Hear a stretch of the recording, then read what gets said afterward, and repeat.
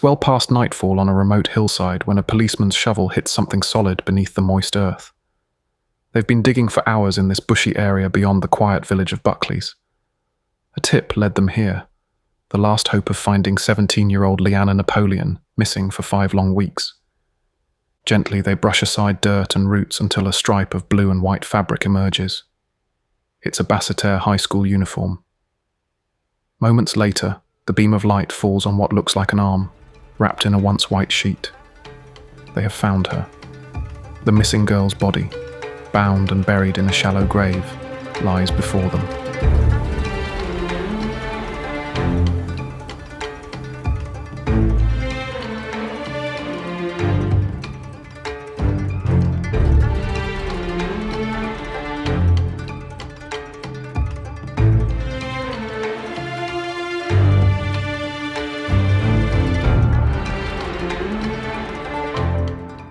Leanna Mary Antoinette Napoleon, known by friends as Tiny, was a bright and hard-working 17-year-old high school student.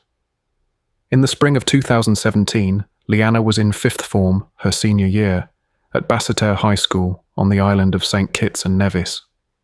She was preparing for her XCX exams, crucial school-leaving tests that May. Despite recently losing her mother in 2015, Leanna had remained focused on her studies and showed no signs of distress or depression. In fact, friends and teachers described her as a normal, upbeat teenager. She lived in Keys Village with an adoptive guardian, a family friend who took her in after her mother's death. Though separated by living arrangements, Leanna still kept in touch with her maternal half-brother, Brandon Lee Wells, who was a couple of years older. Brandon, 19, continued to reside alone at their late mother's house in Buckley's estate, on the outskirts of Basseterre. Tensions had brewed in that household over the past year, sibling disagreements over the family home and belongings, but nothing that gave any open indication of what was to come.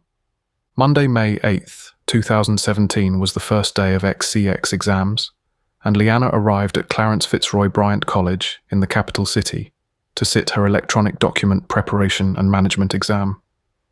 By early afternoon, having finished her test, Leanna headed into downtown Basseterre. She had some personal errands to run that day. According to later reports, she planned to meet up with a relative, her uncle, to collect an envelope of money related to the recent sale of a family vehicle. Around midday, Leanna was indeed spotted in the Buckley's area, presumably seeking out this uncle at his workplace. When he wasn't available, arrangements were made to meet later in town. By the afternoon, Leanna met her uncle on busy Fort Street, where he handed her an envelope containing the proceeds meant for her. It was a routine family transaction, nothing out of the ordinary for a teenager handling family business after a parent's passing. Envelope in hand, Leanna still had one more stop that day. She had mentioned needing to swing by her brother Brandon's house in Buckley's estate to pick up something important. Some friends later said it was a cell phone she needed to retrieve. Others heard it was to drop off part of the car sale money. Either way, Brandon's house was along her way home. A schoolmate and close friend, Nabila Huggins, accompanied Leanna on the walk to Brandon's place that afternoon. They took the short trek from the busier town area to Buckley's estate, arriving at the modest family house where Brandon lived. It was likely sometime after 1 p.m. When the two girls knocked on the door, Brandon wasn't there. Instead, another young man, Travian Trigger Liddy, was inside the house and answered. Travian was an 18-year-old friend of Brandon's who hung around often. He told them Brandon wasn't home at the moment. Finding the door locked and no brother in sight, Leanna and Nabila left, a bit annoyed, and walked back out to the street. But Leanna was determined to complete her errand that day. The pair returned to the house a second time a little later, hoping to catch Brandon at home then. Once again, Brandon was nowhere to be found, and only Travian Liddy was seen around the property. After this second failed attempt, Nabila had to leave for her own home. She last saw Leanna around 2 p.m. near the house, where they parted ways. Leanna was presumably intending to stick around until her brother showed up. That was the last time any of Leanna's friends would see her alive. That evening, Leanna never returned home to Keys Village. By 6 p.m., her guardian, sometimes described as her adoptive mother, Ms. Yvette Grow grew worried when the usually responsible teen hadn't checked in. Calls to Leanna's cell phone went unanswered, straight to voicemail. As night fell with still no word from Leanna, her family's fear swelled. This was entirely out of character. Leanna was a minor with important exams the next day. An unexplained absence was alarming. Ms. Grow and other relatives reached out to Leanna's friends, but no one had seen her since that afternoon. Frantic calls were made. By midnight, a nightmare was beginning. Leanna Napoleon was missing. Early on Tuesday, May 9th, 2017, the Royal St. Christopher and Nevis police force was notified that Leanna Napoleon had disappeared. Brandon Wells, Leanna's half-brother, personally went to the Basseterre police station to report his sister missing. He spoke with officers and gave what information he could. Leanna had been last seen the previous day in town and around Buckley's, and she hadn't come home. Over the next few days, Brandon repeatedly contacted the police, calling for updates on the search for Leanna. At first glance, the 19-year-old brother appeared to be a concerned sibling desperately trying to find his little sister. In fact, one policewoman, WPC Maisha Liburd, later noted that Brandon was unusually persistent, checking in with investigators frequently, as if nervously monitoring their progress. It was enough to raise a red flag in her mind. But in those early days, everyone's focus was on finding Leanna safe and alive. Word spread quickly through the small island nation that a teenage girl was missing. St. Kitts and Nevis is a tight-knit federation of roughly 55,000 people, a place where news travels fast and community ties run deep. The idea that a 17-year-old could vanish into thin air in broad daylight unsettled many. Search parties were organized almost immediately. Police and Defense Force soldiers teamed up with family members, friends, and volunteers to comb through the areas where Leanna might have gone. They scoured the dense brush and cane fields around Buckley's estate, retraced paths to Keys Village, and searched every nook they could think of. Day after day, no trace of Leanna turned up. Not a single item of her clothing or her school backpack. Nothing. It was as if she had evaporated after 2 p.m. on May 8th. As the days turned into a week and then 2, concern grew into dread. The community refused to give up, though. Candlelight vigils were planned. At Basseterre High School, where Leanna should have been sitting her remaining exams alongside her classmates, an atmosphere of anxiety hung over the campus. The Ministry of Education dispatched guidance counselors to help Leanna's classmates cope with the stress and fear during their CXC tests. The school's principal, Mr. Maurice Benjamin, spoke publicly about how troubling the situation was for students and teachers alike.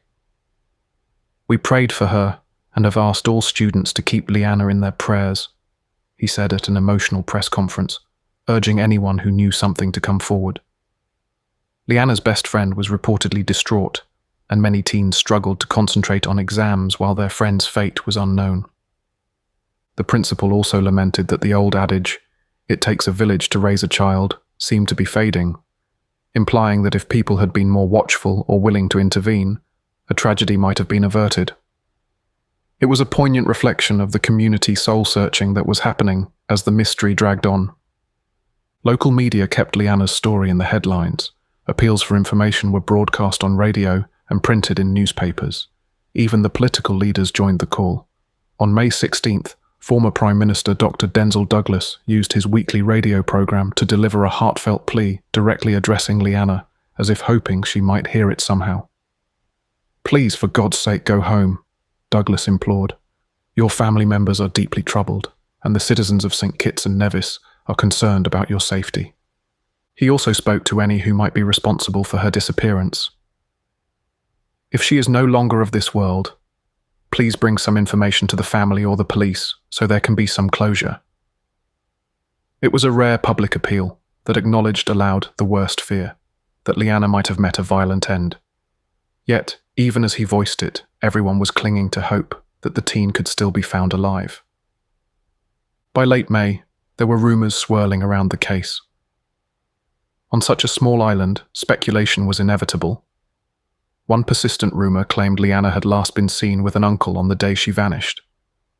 To clear the air, A press conference was convened by the police and Ministry of Education on May 22nd. There, Education Minister Sean Richards emphasised the government's deep concern and warned the public against spreading unverified gossip. Investigators clarified certain facts.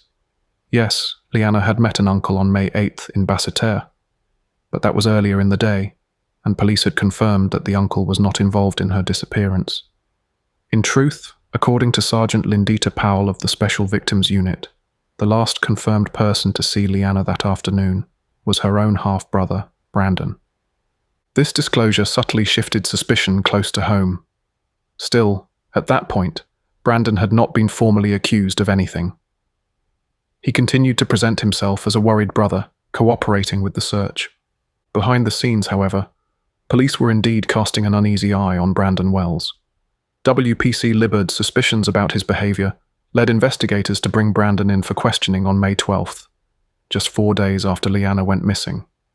In fact, they held him in custody for about 3 days that week. During that time, they seized his iPhone 6 for forensic analysis, hoping it might contain clues, like suspicious texts or location data. The young man was grilled about his sister's activities and his own whereabouts on May 8th. But with no body, no crime scene, and only circumstantial hints, the police had to release Brandon on May 15th, pending further inquiries. They simply had nothing concrete to tie him to a crime, not yet. Likewise, other individuals who were close to Leanna were interviewed. This likely included Travian Liddy and others in the Buckley's neighbourhood. All were let go as the case stalled. One detective later remarked that a number of individuals were taken into custody early on, but ultimately released for lack of evidence. Leanna was still missing, and the trail was agonizingly cold. In a bid to shake loose any information, the police and Leanna's family turned to the public for help.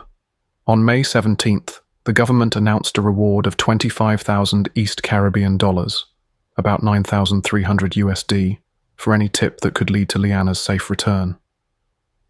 That was a substantial sum in St. Kitts and Nevis, a sign of just how desperate the situation had become. "If you have heard something, please call the police," implored Assistant Commissioner of Police Andre Mitchell, underscoring that concerned citizens had pooled funds to bring Leanna home. Flyers with Leanna's photo and description were posted everywhere. 5 feet, 5 inches tall, brown complexion, medium build, long black hair. The community held its breath as days turned into weeks. Yet no credible leads emerged. It was as if the earth had swallowed this girl whole.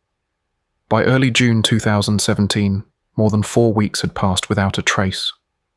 The frantic energy of the initial search began giving way to a gnawing grief. Officials and family members were by now privately bracing for the worst. Still, they persevered. On June 8th, nearly 1 month on, the Ministry of Education convened another press briefing, this one described by the Permanent Secretary as an emotional appeal for the teen's safe return.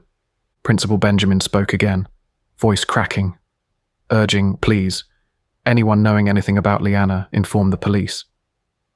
At the Basseterre High School graduation and prize-giving ceremonies, an empty chair was kept for Leanna. Her peers finished their exams not knowing why one of their own had vanished at the starting line.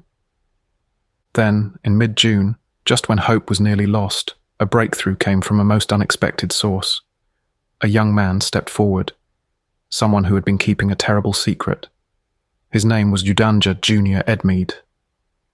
Junior Edmeade was a friend of Brandon's who had actually been living at the Wells family house as a paying roommate since December 2016. This meant he was around Brandon frequently and knew Leanna as well. In fact, Edmeade had been present at the house on May 8th, the day Leanna disappeared, but he had not told police the full story of what he knew. For 5 weeks, Edmeade had stayed silent, likely out of fear for his own safety or conflicted loyalty.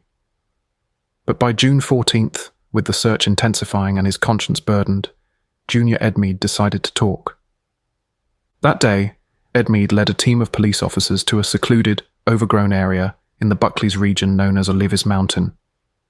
It's a remote hillside south of Basseterre, lush with tropical shrubbery and far from any main roads, the kind of place one would choose if trying to hide something heinous.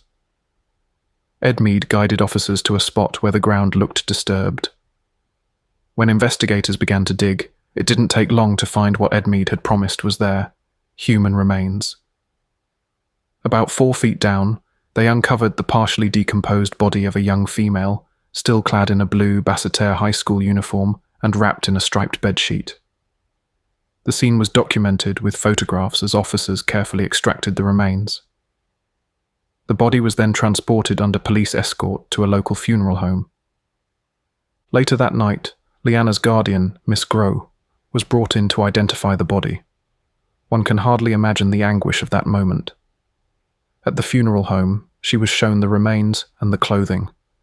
Despite the decomposition, the guardian positively identified the body as Leanna Napoleon. The 5-week nightmare had ended in the worst possible way, not with Leanna coming home safe, but with confirmation of her brutal murder. A post-mortem examination by forensic pathologist Dr. Valery Alexandrov soon revealed just how vicious Leanna's killing had been. The autopsy concluded that Leanna died from a combination of severe blunt force trauma to the head and suffocation. Her skull had been crushed by multiple blows, struck repeatedly on both sides of her head and forehead, with such force that bone fragments penetrated her brain. The injuries caused massive bleeding inside her skull. In addition, the examiner found a chilling detail. A pair of men's boxer shorts had been shoved deep into Leanna's throat, blocking her airway. She had essentially been stuffed and smothered after being bludgeoned. The level of violence was shocking, especially against a 17-year-old girl. It spoke of rage, a personal motive, rather than any random attack. With Leanna's body recovered, the missing person case now transformed into a homicide investigation. And in a macabre sense, at least now the truth could begin to emerge. Investigators turned immediately to Junior Edmead, the man who led them to the grave. On June 15th, the day after the discovery, Edmead provided police with a detailed statement, effectively a witness confession, laying out everything he had seen and heard on May 8th. What he described was almost unbelievable: a cold-blooded murder plot carried out in broad daylight by people close to Leanna. According to Edmead's statement, which would later be read in court, Leanna's own brother Brandon Wells had been planning to kill her for months. The siblings had a long-standing acrimonious relationship from childhood, which worsened after their mother died. They were fighting over the family house. Brandon resented Leanna's frequent visits to the home and believed she was stirring up confusion about who would own or control it. In Brandon's mind, Leanna, possibly influenced by her guardian, wanted to take the house away from him, and he wasn't going to let that happen. At some point, twisted by paranoia and greed, Brandon decided his half-sister had to die. He reportedly voiced this intention multiple times to his roommate Edmead in the months leading up to May 2017. Edmead recalled that on numerous occasions, between December 2016 and May 2017, Brandon said he wanted to get rid of Leanna for good.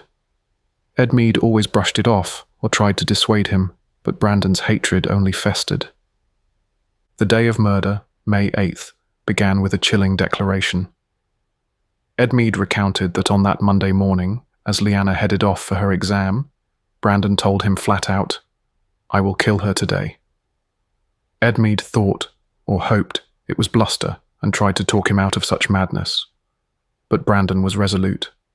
Leanna, unaware of any danger, went about her exam and errands as we described earlier. She eventually arrived at Brandon's house that afternoon. Edmead's timeline dovetails with Nabila's account. Edmead wasn't home when Leanna first came by, but by around 3 p.m, Edmead returned to the house from his day's work. Strangely, he found the place locked up tight, windows shuttered, doors bolted, as if nobody wanted him to enter. When he tried to go inside, Brandon intercepted him at the door and barked at him, "Do not come inside." This was highly unusual. Sensing something was off, Edmead retreated downstairs, joining another mutual friend nicknamed Chinaman, who had just shown up. This friend was Ivan Chinaman Phillip, a 19-year-old acquaintance of Brandon's from the neighborhood. As Edmead and Chinaman sat downstairs, a disturbing commotion erupted on the locked upper floor. They heard thumping, pounding noises, scuffling footsteps. the sounds of a violent struggle taking place. This alarming cacophony continued for nearly an hour, coming mostly from the direction of the bathroom upstairs.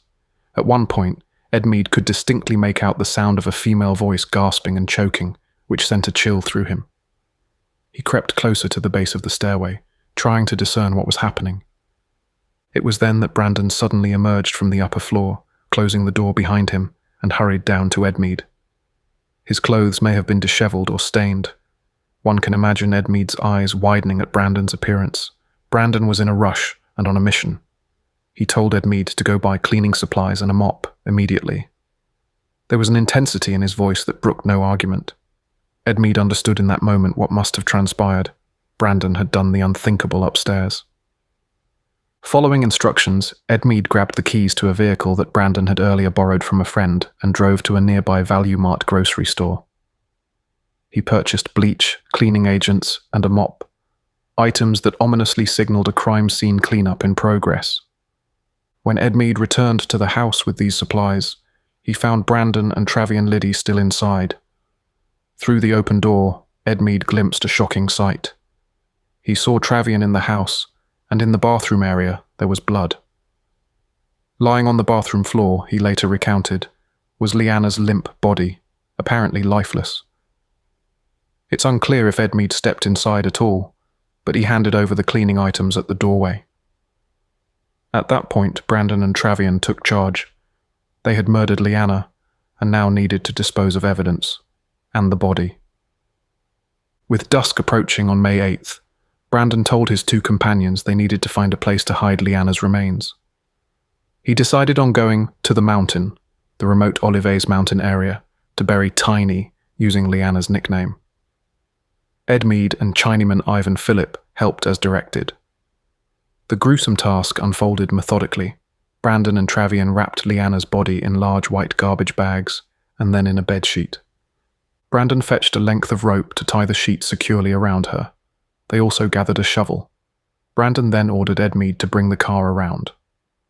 Under cover of darkness, the four young men, Brandon, Travian, Ivan, and reluctant witness Edmeade, carried Leanna's wrapped body out of the house and placed it in the trunk of the borrowed car. They drove in convoy up into the secluded hills. One can imagine the silence in that car, the terror and disbelief Edmeade must have felt as he gripped the steering wheel, following Brandon's directions to a lonely spot on Olives Mountain. Under the night sky, by the beams of headlights, they dug a grave as best they could in the rocky soil. They made it about 4 feet deep. There, they laid Leanna to rest in a hastily dug pit, covering her with earth and vegetation. Secrecy was paramount. They chose a spot far from any trail. When it was done, the group returned to the house on Buckley's estate to finish cleaning up the blood-stained crime scene. They wiped surfaces, likely scrubbed the bathroom, and removed any obvious evidence. But some clues would remain, some bloodstains and items that investigators would later seize, tying Brandon's home to the murder. Before that night ended, Brandon Wells pulled Edmeade aside. Looking him dead in the eye, Brandon issued a stern directive. If police ask, give me an alibi. He instructed Edmeade to tell authorities that Brandon had been with him at Edmeade's workplace on the afternoon of May 8th. In other words, lie to the cops to cover Brandon's absence during the time of Leanna's disappearance. Edmeade, terrified and complicit, agreed. Brandon also mentioned he would be reporting Leanna missing to police the next morning, which he did on May 9th. He was already crafting their cover story, even as his sister's body lay buried in the hills. The horrifying truth, as detailed by Edmeade and corroborated by other evidence, was that Leanna Napoleon was murdered by her own brother and his friend on the afternoon of May 8th, 2017. The motive, a poisonous mix of resentment and greed over a piece of family property. Brandon's plan had been premeditated. He lured Leanna to the house under the pretext of giving her something, a phone or money, and with Travian Liddy's help, ambushed her. According to Brandon's later confession, Travian grabbed Leanna in a chokehold from behind, while Brandon struck her head multiple times with a hammer. Leanna never stood a chance. After the brutal blows, perhaps to stop her from screaming or ensure she was silenced, they crammed the boxer shorts down her throat, causing her to suffocate. The sheer cruelty inflicted on this defenseless girl by the brother she trusted enough to visit alone is difficult to fathom. Now, thanks to Edmeade's information, the carefully staged cover-up unravelled in an instant. Within hours of finding Leanna's body, police moved to arrest the culprits. The very same night of June 14th, 2017, Brandon Wells was taken back into custody. This time, it was no mere questioning. He was now the prime murder suspect. On Saturday, June 17th, 2017, police formally charged the 19-year-old Wells with the murder of his sister. The public learned of this with shock. The idea that Leanna's own brother had been behind her disappearance all along was almost too much to bear. Many recalled seeing Brandon on the news, seemingly worried, asking for help, all the while knowing he had killed her. It was a gut punch to the community. To the shock and horror of the public, news outlets reported, her brother Brandon was arrested for the crime. 2 days later, on June 19th, police also arrested Travian Liddy, age 18, as Brandon's accomplice. Liddy was charged with murder and with attempting to pervert the course of justice for his role in the cover-up. Meanwhile, investigators had identified Ivan Chinaman Philip, the fourth person involved, who had helped bury the body. Philip, 19, evidently caught wind that his name was out and promptly went into hiding. An arrest warrant was issued for him soon after. Weeks turned to months without Philip in custody. There were rumours he'd fled the island. It wasn't until 2 years later, in June 2019, that Ivan Philip surrendered to authorities and was promptly charged, not with murder, but with being an accessory after the fact to murder. He eventually pleaded guilty to that lesser charge, admitting he helped dispose of Leanna's body. In September 2019, Philip was sentenced to 5 years and 9 months in prison for his role. The judge took into account his young age, remorse, lack of prior convictions, and the fact that he wasn't involved in the killing itself. With time served deducted, Philip would likely serve only a few years, a relatively light punishment, reflecting his peripheral, though still reprehensible, involvement. Back in 2017, with Wells and Liddy behind bars awaiting trial, the community began grieving and trying to heal. Leanna's school organised a candlelight vigil on June 21st, 2017. Hundreds gathered on the Basseterre high grounds, holding candles in tearful tribute to a young life cut short. Friends and teachers shared memories of Tiny, a bright smile, a hard-working student who had hoped to graduate and pursue her dreams. On June 26, 2017, Leanna was laid to rest in a funeral at the Zion Moravian Church. Mourners packed the church, including government officials, classmates in uniform, and even the investigators who had worked her case. There was an outpouring of heartbreak and outrage. Heartbreak for Leanna's senseless death, and outrage that those responsible were her own flesh and blood. As one resident put it, "This one really shook the nation. How could a brother do this?" Legal proceedings took time, as they often do. In St. Kitts and Nevis, serious crimes are tried in the High Court before a judge and jury. Brandon Wells and Travian Liddy both pled not guilty to the charges of murder and attempting to pervert justice, forcing the case to trial. It would be more than 2 years before they had their day in court.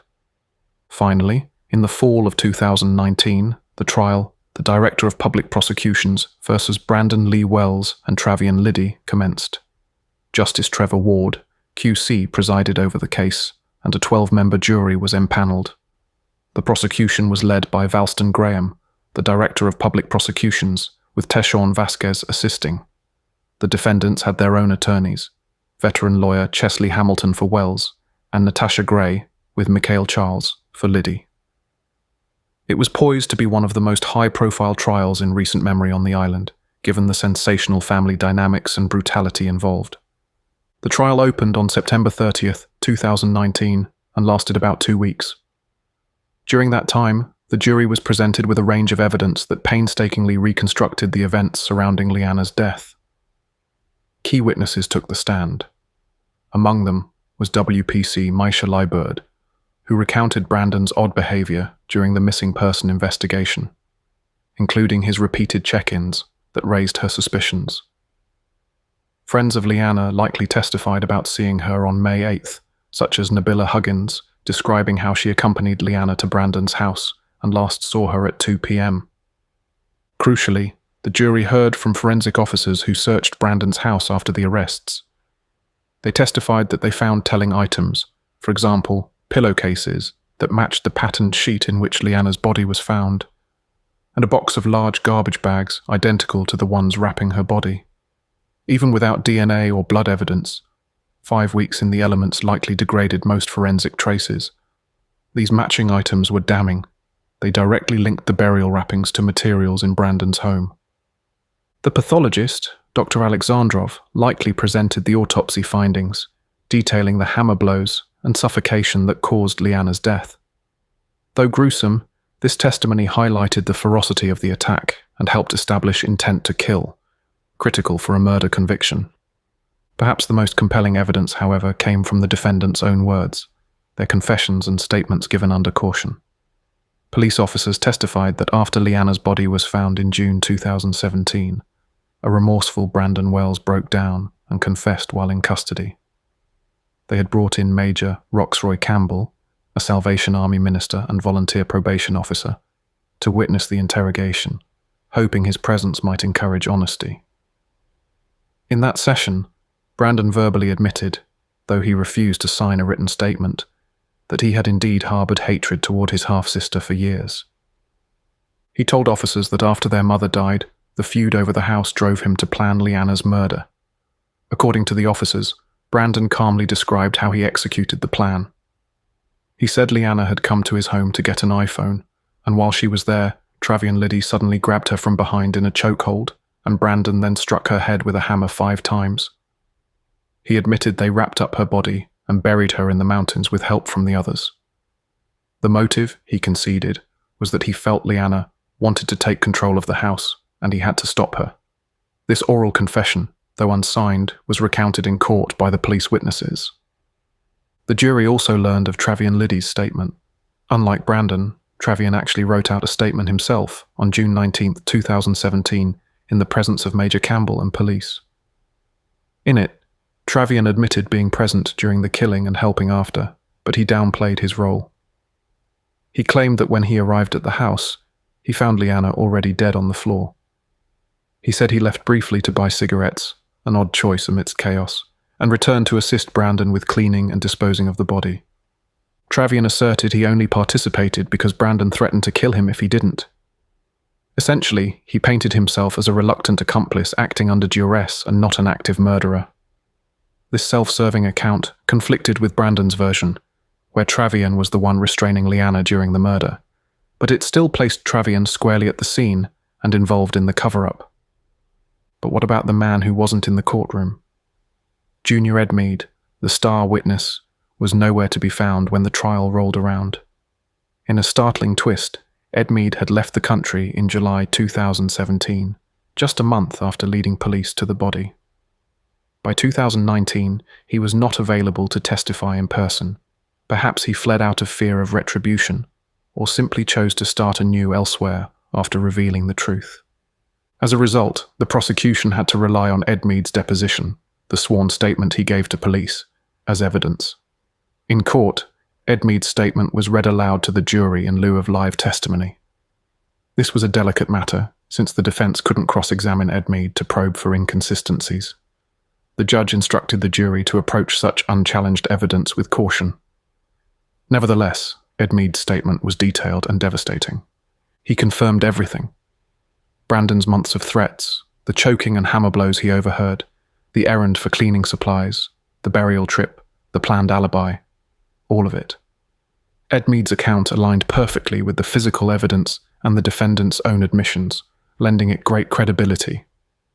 The defense teams did what they could in face of this mountain of evidence. Brandon's lawyer, Chesley Hamilton, vigorously challenged the alleged confession, arguing that it was a false concoction by police. Hamilton suggested that investigators already had the story from Edmeade and essentially fed Brandon a narrative to sign, which he didn't. He emphasized that the confession wasn't signed by Brandon, only by the witnessing officers, insinuating it could have been fabricated. The defense also pointed out the lack of scientific forensic evidence directly tying Brandon to the crime. For instance, no DNA, no fingerprints on a murder weapon. It's true the case was largely circumstantial, albeit very powerfully so. Hamilton tried to instill doubt. Could it be that Brandon was being framed or scapegoated by others? Could Edmeade and Travian have plotted something? These theories were not very convincing in light of the facts, but it was his job to raise alternative scenarios. Travian Liddy's lawyer took a slightly different tack. Her goal was to distance Travian from intent to murder. Since Travian had admitted involvement but claimed coercion, Natasha Gray argued that Travian never wanted Leanna dead. She stressed that Travian was young, only 18, and under the sway of the older, domineering Brandon. The defense highlighted Travian's written statement in which he denied actively killing Leanna, admitting only to helping under threat. If the jury believed Travian's account, they might acquit him of murder and see him as at most an accessory under duress. However, the prosecution countered that Travian's presence and assistance were no accident. He had been part of the plan from the start. They pointed to evidence like Nabila seeing Travian at the house when Leanna arrived, implying he was lying in wait with Brandon, and Edmeade hearing the struggle, which suggested two attackers. In essence, they argued Travian was a full participant, not a bystander. Neither defendant took the stand in his own defense, a common choice in criminal trials, as they have the right to remain silent, nor did they call any witnesses to rebut the prosecution's case. So the jury was left with the prosecution's evidence mostly unchallenged, aside from lawyers' arguments. As the trial concluded, Justice Trevor Ward, QC, carefully summed up the case for the jurors. He reminded them that much of the Crown's case hinged on the admissions by the accused and Edmeade's statement. The jury didn't need long. On October 11th, 2019, after less than 3 hours of deliberation, they returned with their verdicts. The courtroom held its breath as the clerk read them out. Brandon Lee Wells, guilty of murder, guilty of attempting to pervert the course of justice. The verdicts were unanimous on both counts. Then for Travian Liddy, guilty of attempting to pervert the course of justice, unanimous. Guilty of murder by an 11-1 majority. One juror had a lingering doubt on the murder charge for Travian, but at least 11 were convinced, which under St. Kitts law is sufficient for conviction. Both young men, now around 21 years old, stood quietly as the reality set in. They were now convicted murderers, and their fate was in the hands of the judge. Outside the courthouse, there was a sense of vindication and relief among Leanna's family and the public. Justice had been a long time coming, 2.5 years since Leanna went missing, but it had arrived. Assistant Commissioner of Police, Andre Mitchell, applauded the collaborative work of the police and the DPP's office in cracking the case. He specifically praised the detectives for going beyond the call of duty in pursuing justice for Leanna. After the trial, attention turned to sentencing. In St. Kitts and Nevis, murder is a capital offence. By law, it carries a possible death sentence, hanging, under the Offences Against the Person Act. However, Caribbean jurisprudence and the Constitution have, in practice, made the death penalty discretionary and reserved for the worst of the worst cases. It is not mandatory, as courts must consider mitigating factors to avoid inhuman punishment. The Eastern Caribbean Supreme Court's guidelines say that only the rarest of rare murders merit death. Still, given the horrific nature of Leanna's killing, the Director of Public Prosecutions announced his intention to seek the death penalty for both Wells and Liddy after their conviction. This news made headlines, as executions are extremely rare in the Federation. The last execution occurred years earlier. Justice Trevor Ward, before passing sentence, ordered social inquiry reports and psychiatric evaluations for both convicts. These reports would delve into their backgrounds, mental health, and prospects for reform, all factors to weigh for sentencing. The process took time, partly because Travian Liddy was reportedly uncooperative with the psychiatrists, causing delays in completing the assessments. Finally, on November 6, 2020, the court reconvened for sentencing, more than a year after the verdict. By then, both men had sat in prison, contemplating their actions. Brandon would have turned 22, Travian 21. In the end, Justice Ward decided that the death penalty was not appropriate for this case. Instead, he handed down life imprisonment to the mastermind, Brandon Wells. For Travian Liddy, the judge showed a measure of leniency, acknowledging that Travian was younger and possibly less culpable in initiating the crime. Travian received a sentence of 30 years imprisonment for the murder. The judge essentially staggered the punishment to fit the roles. Brandon, the half-brother who betrayed his sister and led the plot, would likely spend the rest of his natural life behind bars. Travian, the friend who went along with the evil plan, would have a chance at freedom in his late 40s, after serving 3 decades, depending on parole provisions. Additionally, both men received 5-year prison sentences for the charge of attempting to pervert the course of justice, for hiding the body and lying to police. Leanna's name is remembered in her community. Her classmates graduated and went on with life, but they have not forgotten their friend Tiny. Each year around the anniversary of her death, many recall the bright girl who should have been celebrating her 20s along with them.